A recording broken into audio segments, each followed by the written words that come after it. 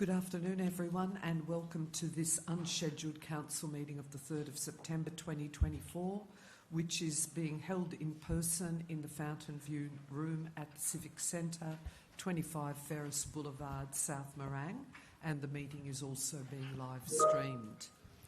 I'm Lydia Wilson, Chair of Council, and I'd also like to introduce my panel colleagues.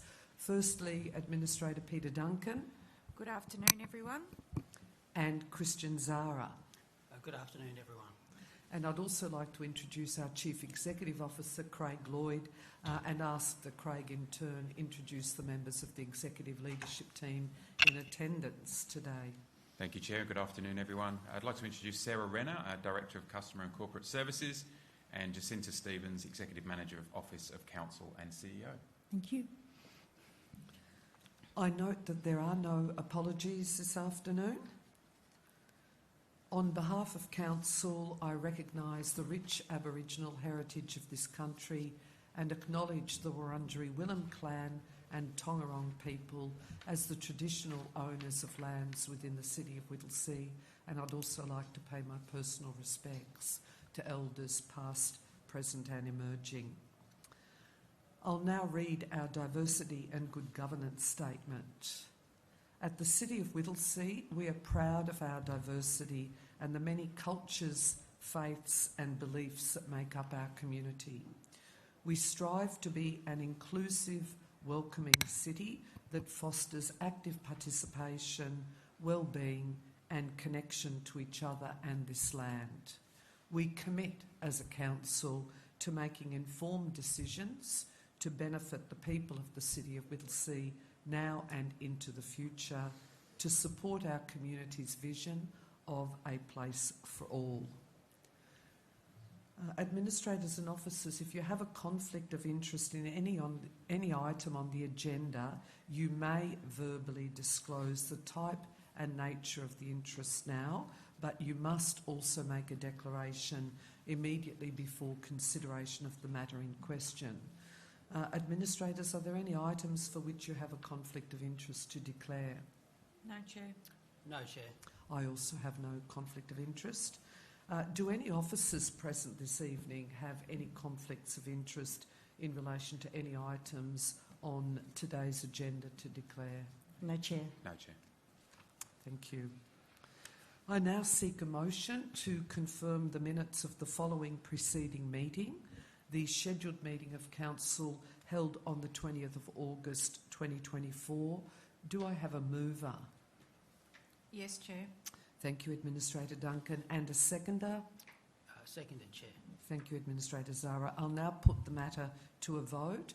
All those in favour of confirming the minutes? The motion is carried.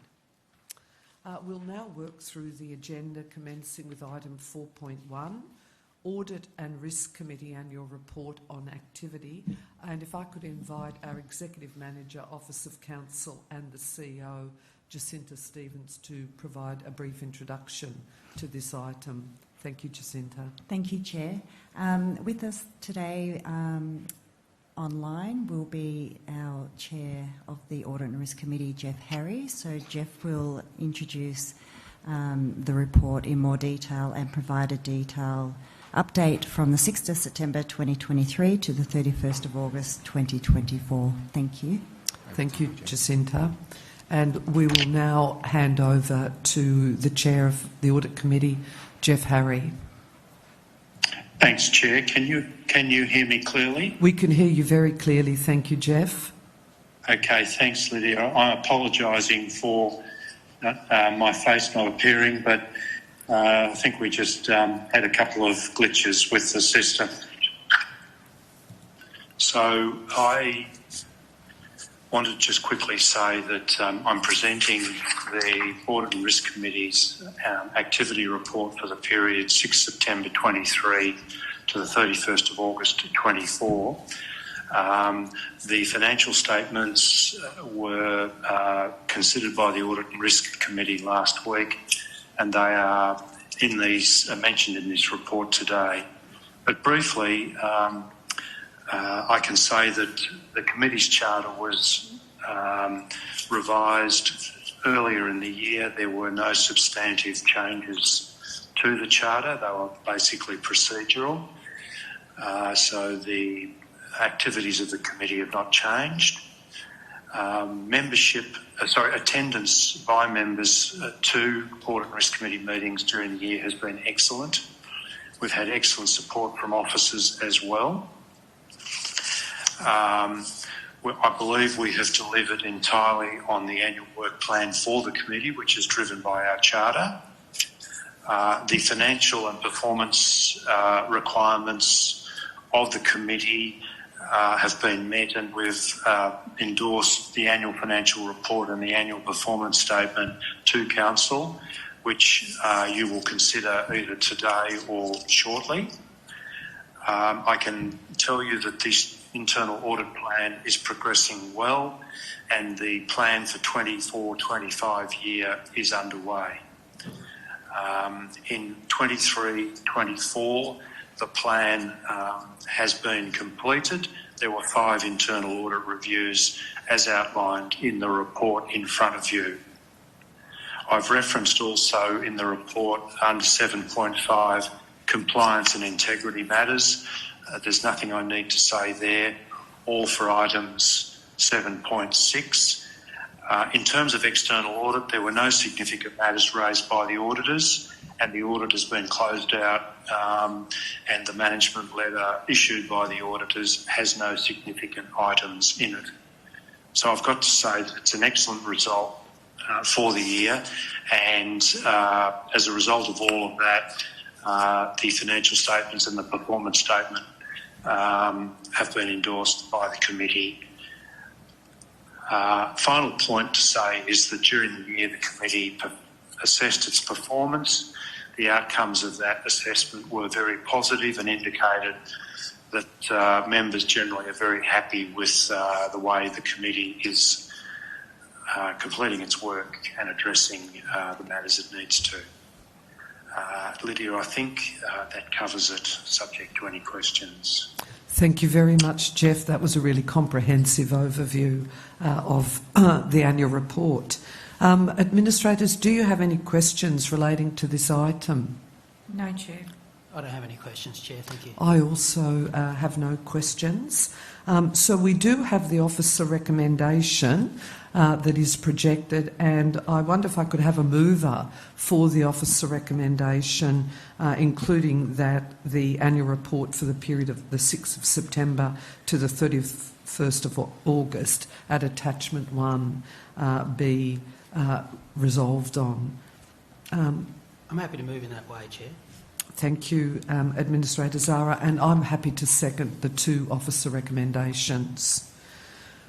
Administrator Zara, would you like to speak to the motion? Thank you, Chair. I'll be brief, but as you know, Chair, yourself and I have the honour of serving on this committee, along with the expert independent members who make up the committee membership.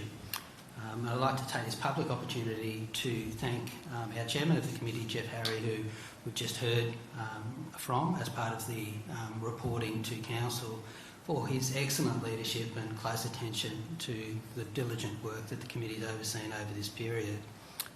We are great beneficiaries, I think, at the City of Whittlesea for the work of the Audit and Risk Committee, led very ably by Jeff, but supported by an outstanding group of expert independent members, and obviously with yourself and I there, Chair, as the representatives of Council. I think we've had a very comprehensive report from Jeff. The committee is working well, and the Council is performing very strongly financially. This is a key platform of good governance, and it's really important as we near the very end of our terms as a panel of administrators that we use this public opportunity to communicate with the people who live in the municipality that things are performing strongly in terms of governance and in terms of financial performance at the City of Whittlesea. Something to be proud of, and something for prospective future candidates for Council to contemplate as well, that the organisation is running well. It's a good organisation for them to come into and to serve their community as councillors in that role. So happy to support this, and again through you, Chair, thank Jeff in particular and the other expert independent members of the committee. Thank you, Administrator Zara. I'd also like to say a few words and note that the Officer Recommendation Part 2 notes the invaluable support provided by the Audit and Risk Committee to Council and the fact that the committee has fully discharged all of their responsibilities under the Charter and really provided incredible oversight on financial and performance reporting, systems of internal control, risk management and audit and assurance activities, and it's well captured in the officer recommendation. But like you, Administrator Zara, I'd also like to acknowledge the specific expertise of our independent chair, Jeff Harry. He's shown extraordinary leadership throughout his tenure with Council in all respects, and his chairing of audit and committee meetings has been absolutely exemplary. So again, I'd just like to acknowledge the contribution of all of our independent members, but particularly our independent chair, Jeff Harry. Unless Administrator Duncan wishes to speak, I'm now going to put that motion to a vote. All those in favour? The motion is carried. And again, thank you very much, Jeff, for attending this council meeting and for your efforts on behalf of council. Thanks, Lydia, and thanks, administrators. It's been my pleasure. I'm sorry we had to do it this way, but there you go. Thank you, Jeff. Thank you. Bye. If we now move to item 4.2, certification of 2023-24 financial statements and performance statement, and if I could invite our Director of Customer and Corporate Services, Sarah Renner, to briefly introduce this item. Thank you, Sarah. Thank you, Chair. The purpose of this report is to seek Council's approval for adoption in principle of the City of Whittlesea's annual financial report and annual performance statement for the year ended 30 June 2024. Joining me is Phoebe, our Unit Manager, Financial Compliance and Control, and our Chief Financial Officer, Aaron, will speak to the paper. Thank you. Thank you and good afternoon, everyone. The financial statements were prepared and audited by Council's audit service provider, HLB Mann Judd, on behalf of the Victorian Auditor General's Office, and was presented and reviewed at the Audit and Risk Committee meeting on Tuesday, the 27th of August 2024, with the recommendation from the meeting to Council to approve the financial statements for signing. Subsequent to this meeting, Council were advised that the financial statements and performance statement have been cleared by the Victorian Auditor General's Office and are now fine to be signed, with the Auditor General's Office expecting to express an unqualified opinion on the financial statements and performance statement. Council recorded an accounting surplus from operations of $159.4 million, but this figure mainly comprises non-cash items like asset contributions from developers and cash items which are restricted by legislation for future use, meaning it does not represent extra cash that Council can spend. Council received $107.5 million in non-monetary contributions, $53.9 million in monetary contributions from developers, and $6.1 million in non-recurrent capital grants, which collectively exceed the reported surplus. However, after excluding these items, Council's underlying financial result was an $8.1 million deficit. This deficit was primarily due to the early recognition of the 2023-24 Financial Assistance Grant in the previous financial year, with corresponding grant received in 2023-24, and reimbursement payments to developers, which are funded by the Development Contribution Plan Reserve. The report also highlights the results of Council's financial sustainability indicators for the financial year. These are measures that are reviewed by the Victorian Auditor General's Office on an annual basis and are used to assess the financial sustainability of Council. Council recorded 4 low-risk rated items, 3 medium-risk items, and no high-risk items for the year, which emphasises there is no concern surrounding Council's long-term financial sustainability. I propose the recommendations as outlined in the report. Thank you. Thank you very much, Aaron. Administrators, do you have any questions relating to this item? I don't, Chair. I don't have any questions. Thank you, Chair. I also have no questions. So I'm seeking a mover for the officer recommendation for item 4.2. Happy to move it, Chair. Thank you, Administrator Duncan. And a seconder? I'll second it, Chair. Thank you, Administrator Zara. Administrator Duncan, would you like to speak to the motion? No, thanks, Chair. It's fairly straightforward. Thank you. Administrator Zara. I'll be brief, Chair. Thank you. And I thank our officers for their great work in managing a successful year-end process.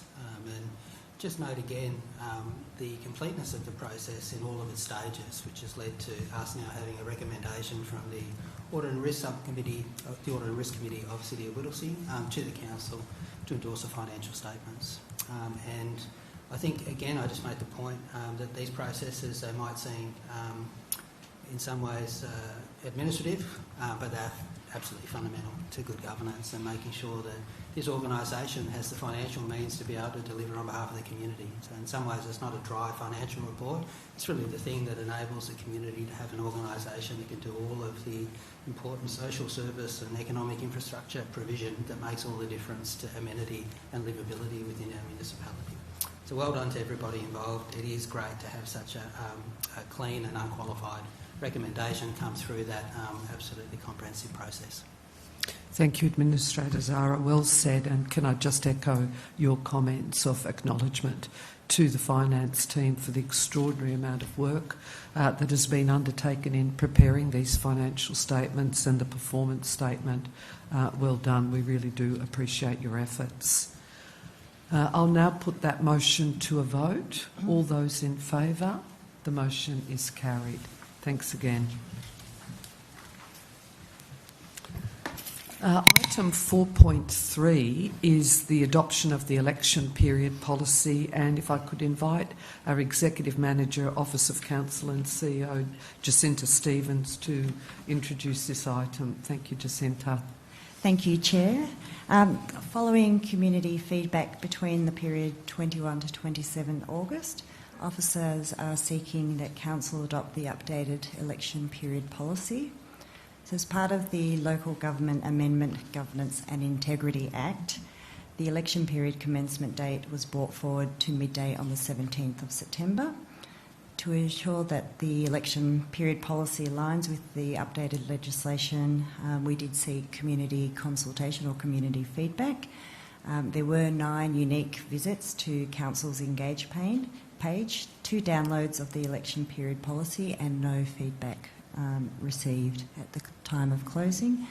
On that basis, we are seeking that Council resolve to adopt the updated election period policy, which will form part of the governance rules. Thank you. Thank you, Jacinta.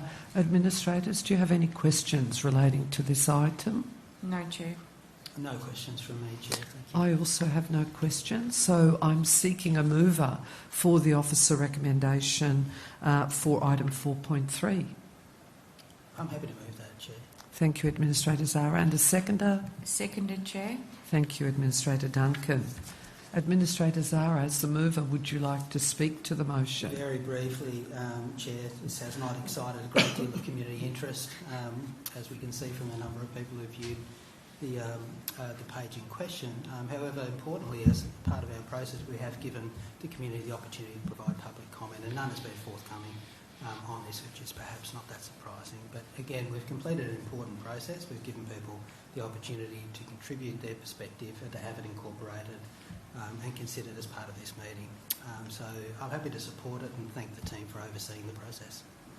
Thank you, Administrator Zara. I'll now put that motion to a vote. All those in favour? The motion is carried. That brings us to the end of the meeting, and therefore I declare the meeting formally closed at 12:51 p.m.